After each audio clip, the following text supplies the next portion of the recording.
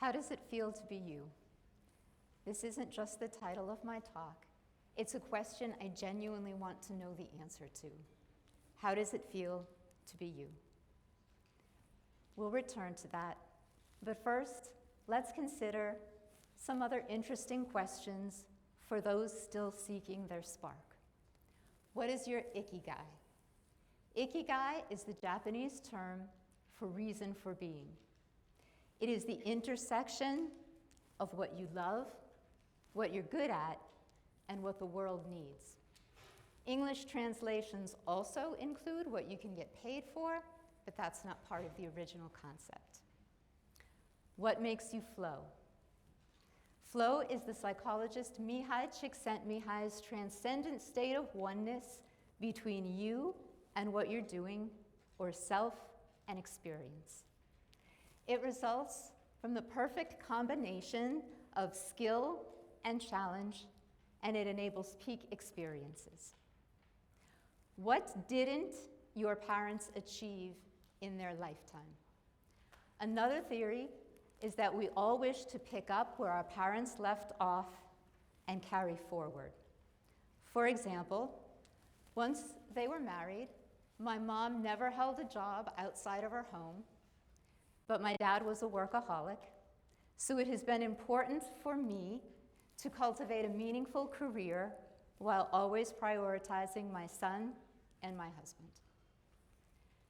My own contribution to the process of finding your spark is another question, the meta question. What question is it you ask yourself, your life, and our world? Are you feeling happy yet? If we're doing this right, you should be. Multiple studies published in the top-tier neuroscience journal Neuron have shown that curiosity, the starting point for all scientific inquiry and many artistic and personal quests, releases dopamine in the brain. Dopamine primes us to feel pleasure, to be motivated, and to anticipate reward, which comes from, in this case, the fulfillment of our curiosity. This is how it happened in my life. My question, how does it feel to be you, led me to become a writing teacher here at Alfred University, which I practice every day with gratitude by the light of my students' sparks and hopefully a glow of my own. But it didn't start this way. When we were children, I asked my younger brother over and over and over again, Johnny, how does it feel to be you? Johnny, how does it feel to be you?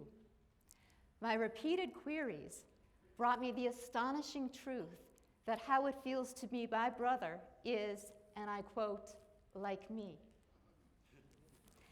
I eventually accepted that I wasn't going to get much more from Johnny than how it felt to be like him was like him, but I didn't give up. I moved on. What did I move on to? I read. I read books and poems and articles, anything I could find about how it felt to be other people. When I couldn't find a story about someone that I wanted to understand better, I took the advice of the great Toni Morrison, who said, if you want to read a book that doesn't yet exist, you must write it yourself. And I wrote stories myself. I chose literature and writing over other disciplines in which I was interested, like psychology and philosophy, because stories offer complex, individual truths without trying to categorize reality into limiting theoretical boxes, and I believed stories could best answer my question. At the same time, I was also teaching.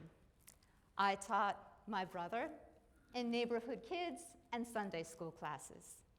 I taught prisoners preparing for their GED exam, and traditional high school students, and non-traditional college students who were older than I was. I taught students who invited me to their parties, students who compared me to their moms, and I haven't yet, but I'm pretty sure any day now, I'll be teaching students who begin comparing me to their grandmas.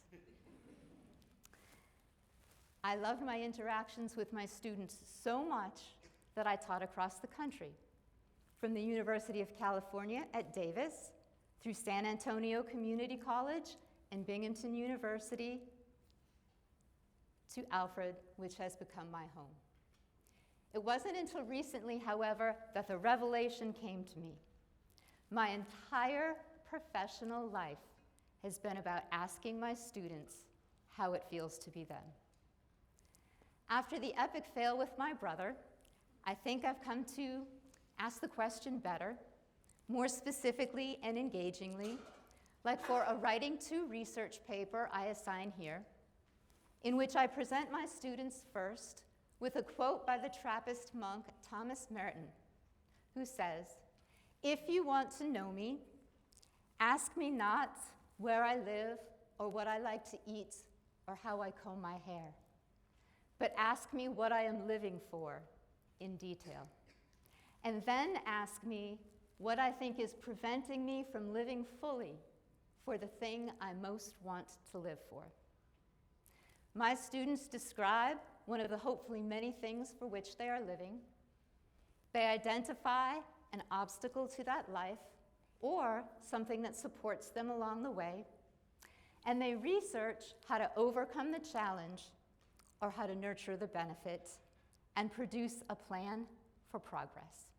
Some of their responses have been brilliant, and I have learned how to live for myself, how to live for other people, how to make a lot of money, how not to worry about making any money at all, how to travel the world, how to be happy in your hometown, and how to achieve inner peace.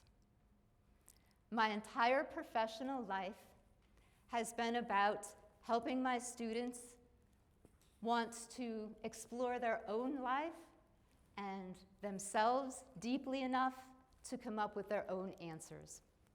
It's been about helping them develop these answers and receiving and responding to them as supportively as possible.